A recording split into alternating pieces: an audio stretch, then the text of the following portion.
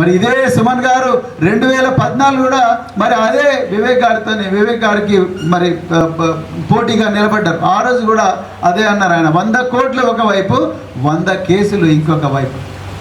So మిత్రులారా, డబ్బుతోని అన్నీ చేయలేం, డబ్బు అన్నీ సాధించలేదు. కానీ ఒక మనసు ఉన్న మనిషి ఒక పార్లమెంటులో కూర్చుంటే దాని ఇంపాక్ట్ వేరే ఉంటుంది. దాని ప్రభావం కేవలం తెలంగాణ మీదనే కాదు, మొత్తం దేశం మీద పడుతుందని చెప్పడం కోసం నేను ఉదాహరణ చెప్పిన. ఇలా కొప్పుల ఈశ్వర్ గారి నేతృత్వంలో మొట్టమొదటిసారి తెలంగాణలో సాంఘిక సంక్షేమ లా కళాశాల వచ్చింది, సాంఘిక సంక్షేమ సైనిక పాఠశాల వచ్చింది. ఇక్కడే చొప్పదండి దగ్గర రుక్మాపూర్ ఉంటుంది, రుక్మాపూర్లో, ఆ రుక్మాపూర్ నుంచే బల్క సుమన్ గారు చదువుకున్నారు. ఈ దేశంలో ఎక్కడ కూడా సాంఘిక సంక్షేమ సైనిక పాఠశాల లేదు, కేవలం రుక్మాపూర్లోనే ఉన్నది.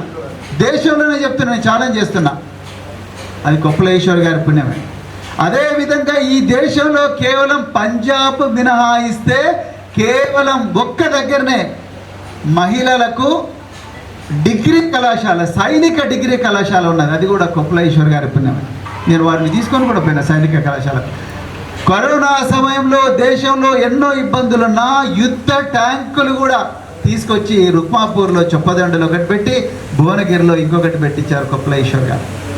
పీజీ కళాశాలలు, డిగ్రీ కళాశాలలు, ఎన్ని మరి వొకేషనల్ కళాశాలలు.